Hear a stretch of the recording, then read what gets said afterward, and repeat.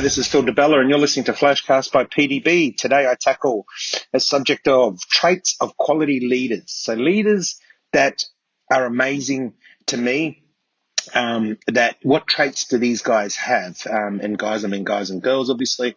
There's many inspirational leaders around the world, some young, some older. Let me tackle some of the traits that I believe that I see amongst these leaders. And let's kick off with number one, integrity. And these are no specific order, but integrity. And integrity is important because they say and then they do. And in short, to me, integrity is the difference between what they say and what they do. So people that have integrity will always do what they say they're going to do. Now, it might not be something we like.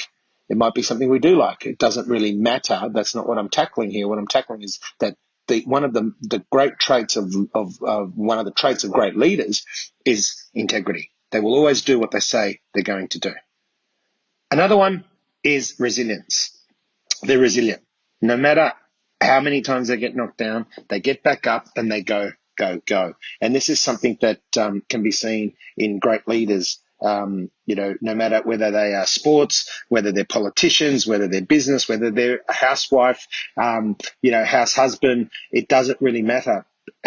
Leadership takes on of all forms, and resilience is a key part to, being a great leader.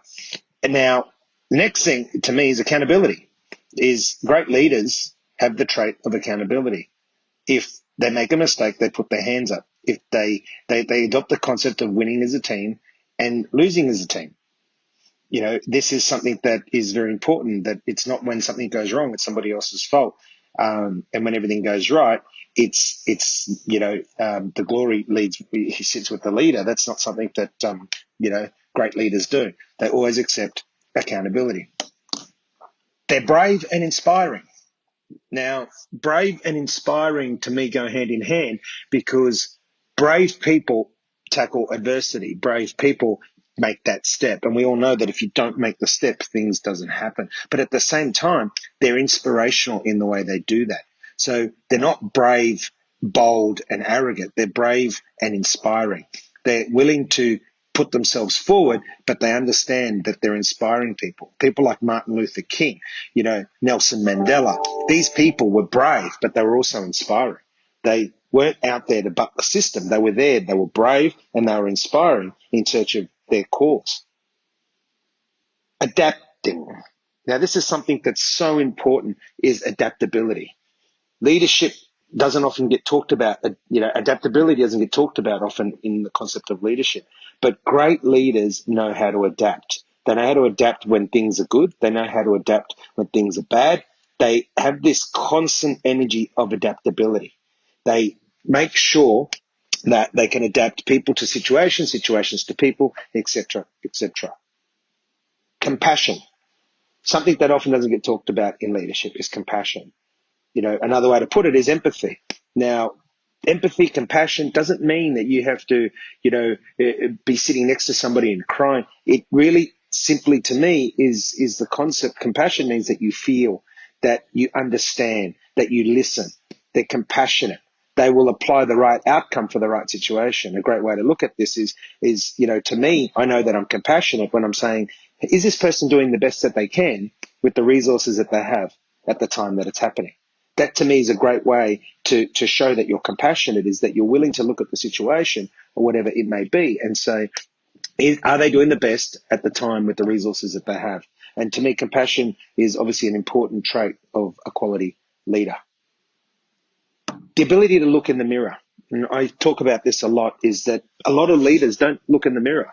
They don't understand that they need to be leading by example, that they need to make sure that it's not different rules for others and different rules for them. They need to make sure that what they're actually doing, that they can look in the mirror and say, hey, I am living the way I believe I should be living, or I'm acting the way I believe I should be acting.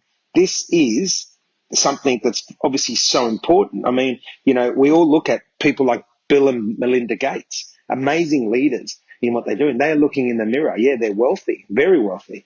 However, they're looking in the mirror and saying, we're human, and we want to show our humanity by doing great things around the world.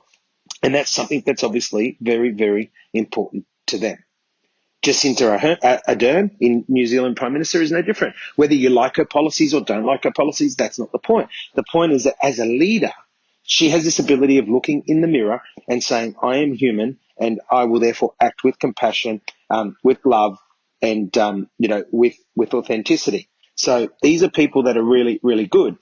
Another trait is that quality leaders have the ability to surround themselves with people that challenge them.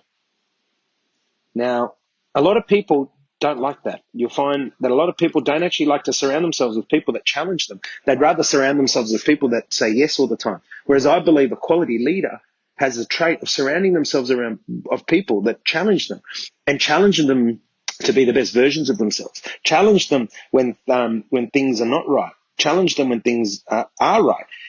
Challenge them on different things, but not challenging for the sake of challenging. Not pointing something out to someone just for the point of trying to be right. But challenge to me can be a positive challenge, not doesn't need to be a negative challenge. To me, an ideal leader is the one who has a positive attitude, encourages others to be positive, even in a crisis.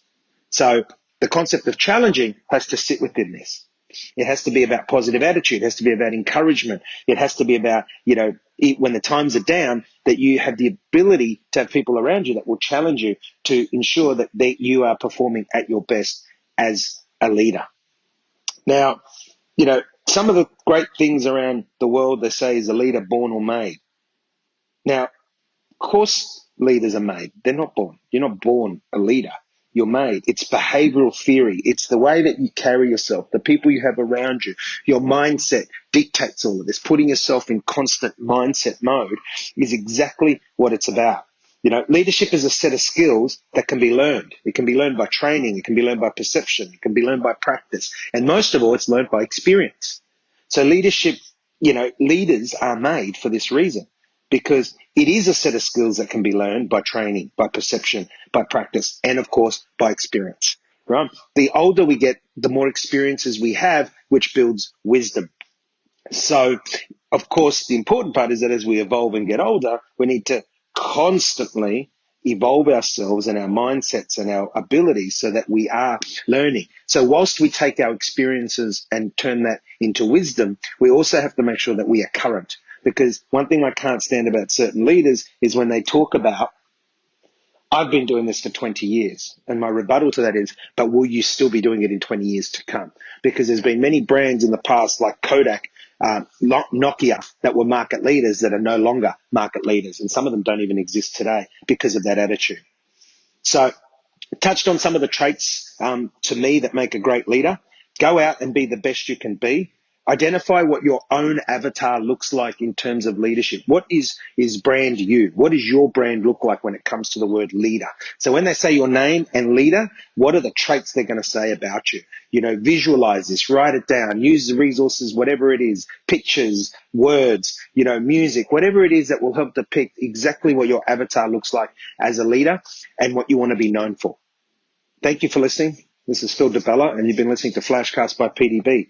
Till next time, go be the best you can be.